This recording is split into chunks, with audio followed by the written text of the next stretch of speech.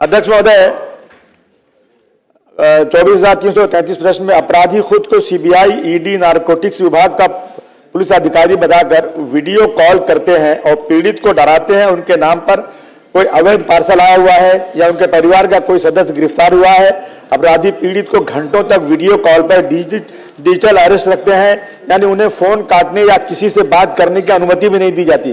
गिरफ्तारी कर दिखाकर उनसे लाखों रुपया क्लियरेंस या जमानत के नाम पर ट्रांसफर करवा दिया जाता है। अध्यक्ष महोदय, मुंबई और अलियानगर जैसे शहरों में मध्यवर्ती और गरीब तबके के लोग इस साइबर अपराधी के निशाने पर आ गए हैं। लोग अपने जीवन की भर कमाई उन लुटेरों के हाथ में सौंप रहे हैं डर की वजह से, क्योंकि कानून का डर उनको है। अध्यक्ष महोदय, इसे रोकने के लिए क्या सरकार राज्य में बढ़ते हुए साइबर अपराधों को देखते हुए एक विशेष task force, special task force का गठित करेगी? क्या सरकार राज्य के छोटे से छोटे शहरों में social media, print media, electronic media, loud speaker, नुक्कड़ नाटक के जरिए लोगों में जन जागृति लाएगी और कानून की डिजिटल अरेस्ट जैसा कोई प्रावधान नहीं है? अध्यक्ष महोदय, साइबर हेल्पलाइन 1930 को उत्तर घेऊया. हे सगळं आलंय, प्रश्नात आलंय, ये सब है जी, सवाल में सब है ये जी। अभी अपन उत्तर लेते हैं. अध्यक्ष महोदय, ये बहुत ज्यादा बढ़ता जा रहा है। इसको रोकने के लिए एक बहुत सख्त कदम उठाने की जरूरत है। रोजाना कहीं न कहीं से फोन आता है कि उनको परेशान करके, डरा करके पैसे लिए जा रहे हैं और उनके पूरे पैसे वापस आते नहीं है। जल्द से जल्द उनके जो अकाउंट में पैसे ट्रांसफर हो रहे हैं, 1 घंटे के अंदर वापस उनको मिल जाए, ऐसा कोई तरीका सरकार अपना सकती है क्या? अध्यक्ष महोदय, याच्यामध्ये सन्माननीय सदस्यांनी 2 गोष्टींचा इथे उल्लेख केला आहे त्यांच्या प्रश्नांमध्ये. पहिला प्रश्न जो आहे तो अवेअरनेसच्या बाबतीमध्ये आहे, जनजागृतीच्या बाबतीमध्ये आहे, त्याच्यावरती मी येईन. परंतु आपण दुसरा जो प्रश्न विचारलात की बँक अकाउंटमधून रिकव्हरी जी आहे ती लगेच व्हावी. अध्यक्ष महोदय, याचे मोडस ऑपरेंडी आता डिजिटल अरेस्ट हा प्रकार पहिल्यांदा या सभागृहात येत नाही आहे. अनेक वेळा आपण ह्याच्यावर चर्चा केली आहे, मी त्या खोलात जाणार नाही. परंतु ज्या केसेसचा उल्लेख ह्या प्रश्नामध्ये आहे त्याच्यामध्ये पहिली जी केस आहे, जो काही गुन्हा घडला तो 18 ऑगस्टला घडला, परंतु जी तक्रार आली ती 2 महिन्याच्या नंतर आली.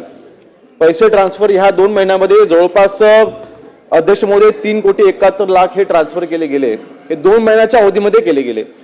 आता 2 महिन्याचा जो अवधी गेला त्या अर्थातच हा अवधी फार मोठा असल्यामुळे, तक्रार आपल्याला 2 महिने आलेली नसलेल्यामुळे या 2 महिन्यामध्ये हे पैसे जवळपास 150 ते 200 अकाउंटमध्ये हे ट्रान्सफर होणे परदेशात गेलेले आहेत आणि म्हणून रिकव्हरी करणं हे कठीण जातं. त्याच आपल्याच प्रश्नामध्ये दुसरा जो आपण ज्या केसचा उल्लेख केला आहे, ह्यामध्ये अध्यक्ष महोदय दुसऱ्याच दिवशी तक्रार दाखल झाल्याच्या नंतर 78 लाखाची इथे अफरातफर होती. त्यामध्ये आपण जवळपास 87 लाखाची अफरातफर होती आणि 78 लाख आपण रिकव्हर केलेले आहेत. मला वाटतं त्याच्यामध्ये टायमिंग हे अतिशय इम्पॉर्टंट आहे की तक्रार ही वेळेत येणं आणि त्यासाठी ज्या तक्रारी या वेळेत दाखल होतात त्याच्यावरती आपण ते पैसे जे आहेत अकाउंटमध्ये आपण फ्रीज करून ते आपण रिकव्हर करून देतो. टायमिंग हे अतिशय महत्वाचं आहे. दुसरं अध्यक्ष महोदय, अर्थातच अवेअरनेस ड्राईव्ह आणि डिजिटल अरेस्टच्या बाबतीमध्ये विशेषतः केंद्र सरकारच्या मार्फत देखील विशेष प्रयत्न करण्यात आले. आपल्याला माहिती असेल की कोविडच्या नंतर आपल्या कॉलर ट्यूनवरती देखील डिजिटल अरेस्टची माहिती ही केंद्र सरकारच्या मार्फत ही कॉलर ट्यूनवरती प्रत्येक भारतामधल्या प्रत्येक नागरिकाच्या वरती ही दिली जात होती. आणि विशेष म्हणजे आता सायबर गुन्ह्यांच्या बाबतीमध्ये 1930 म्हणजे 1930 आपण ही हेल्पलाईन देखील आपण चालवतो. परंतु नक्कीच डिजिटल अरेस्टच्या बाबतीमध्ये आपण एक मोडस ऑपरेंडी पाहतोय की अबू आजमी इसमें जो सीनियर सिटीजन है उनको टार्गेट किया जा रहा है. याच्यामध्ये जे वयोवृद्ध आहेत त्यांना टार्गेट केलं जातंय आणि म्हणून मुंबईमध्ये विशेषतः आपण सिनियर सिटीजनचा आपला जो डेटा आहे त्या डेटाच्या आधारे प्रत्येक सिनियर सिटीजन पर्यंत पोहोचून प्रत्यक्षामध्ये आपले पोलीस अधिकारी त्यांची भेट घेत आहेत आणि डिजिटल अरेस्ट कशा पद्धतीने चालतं याची माहिती आपण त्यांना देतोय. स्कूल असतील, कॉलेजेस असतील किंवा सार्वजनिक ठिकाणे असतील, ह्या ठिकाणी आपण तिथे सेमिनार्स आपण भरवतोय. तर अवेअरनेस वरती नक्कीच अध्यक्ष महोदय भर देणं आवश्यक आहे याची मला पूर्णपणे जाणीव आहे आणि त्या दृष्टीने आपण अग्रेसिव्हली अवेअरनेस ड्राईव्ह आपण राबवतोय आणि डिजिटल अरेस्ट ही कशा पद्धतीने चालते ही सगळी माहिती नागरिकांपर्यंत पोहोचवण्यासाठी ज्या माध्यमांच्या मार्फत पोहोचवता येईल. आताच आपण पाहिलं असं की प्रसिद्ध आपले जे ऍक्टर आहेत नाना पाटेकरांची देखील आपण आता 5 मिनिटाची आपण आता एक फिल्म तयार केलेली आहे, ती देखील आपण प्रसिद्ध केलेली आहे. तर अशा पद्धतीने वेगवेगळ्या माध्यमातून सोशल मीडिया असल्या आणि मीडियाच्या माध्यमातून आपण अवेअरनेस ड्राईव्ह आपण करतोय. माननीय राज्यमंत्री महोदयांनी अतिशय योग्य उत्तर दिलंय. पण या सभागृहात आपण जे बोलतो ते राज्यभरात जातं म्हणून याची संधी मी घेतोय. आणि नाही मी ते वेगळा विषय माझा, त्यांनी योग्य उत्तर दिलंय. नाही मी याचा उपयोग याकरता करतोय की या माध्यमातून या सभागृहातल्या सदस्यांना आणि राज्यातल्या सगळ्या नागरिकांना सांगतो, डिजिटल अरेस्ट असा कुठला प्रकारच नाहीये. कायद्यामध्ये कोणालाही डिजिटली अरेस्ट करता येत नाही. त्यामुळे आपल्याला जर कोणी डिजिटल अरेस्टचा फोन केला किंवा व्हिडिओ कॉल केला तर पहिल्या क्षणी समजून घ्या की हा फ्रॉड आहे. कधीही विश्वास ठेवू नका. 100% हा फ्रॉड आहे. कोणीही कुठल्याही कायद्यान्वये कोणालाही डिजिटल अरेस्ट करू शकत नाही. आपल्या हे डिजिटल अरेस्टचा अर्थ असा आहे की तुम्हाला एक फोन येतो, व्हिडिओ कॉल येतो. त्या व्हिडिओ कॉलवर समोर बसलेला कधी स्वतःला सीबीआयचा अधिकारी सांगतो, कधी पोलीसचा अधिकारी सांगतो, कधी कस्टमचा अधिकारी सांगतो.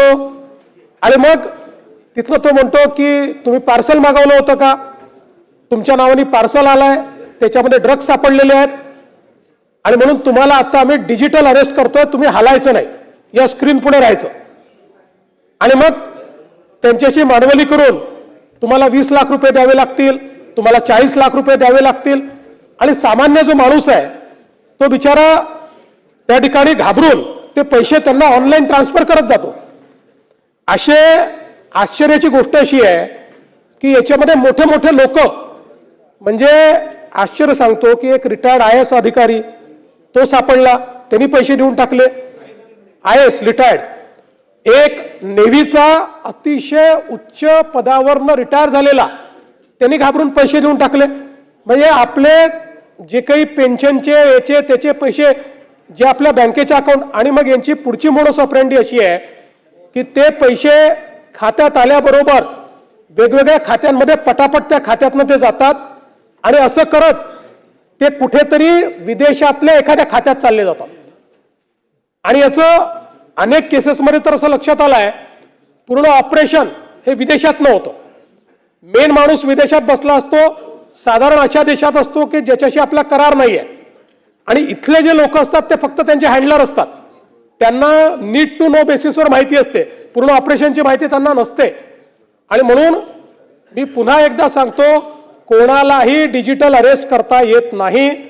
कोणालाही डिजिटल अरेस्टच्या संदर्भात कॉल किंवा माहिती आली तर समोरचा माणूस फ्रॉड आहे म्हणून समजा आणि थेट त्या क्षणी 1930 या नंबरवर कॉल करा. हा आपला सायबरचा नंबर आहे. प्रचंड मोठी आपल्याकडे व्यवस्था त्याची उभी आहे. आणि गोल्डन अवरमध्ये समजा तुम्ही घाबरून पैसे दिले असले आणि लगेच जर 1930 वर सांगितलं तर गोल्डन अवरमध्ये आज आपल्याकडे ही व्यवस्था आहे की आपल्या प्लॅटफॉर्मवर सगळ्या बँका आहेत, NBFCs आहेत, सगळे आहेत. त्यामुळे आपण तात्काळ हे जे वेगवेगळ्या खात्यांमध्ये पैसे शिफ्ट होतात ते देखील या ठिकाणी थांबवू शकतो. आणि म्हणून मला असं वाटतं की याच्यात अबूभाईंनी सांगितलं अवेअरनेस हा अत्यंत महत्वाचा आहे. केंद्र सरकार मोठ्या प्रमाणात अवेअरनेस करतंय, राज्य सरकार करतंय. आपण टीव्हीवर जर ऍड बघितल्या तर याच्या ऍड मोठ्या प्रमाणात आहेत. त्यासोबत रिंगटोनवर देखील डिजिटल अरेस्टच्या संदर्भातल्या ऍड्स आपल्याला पाहायला मिळतात.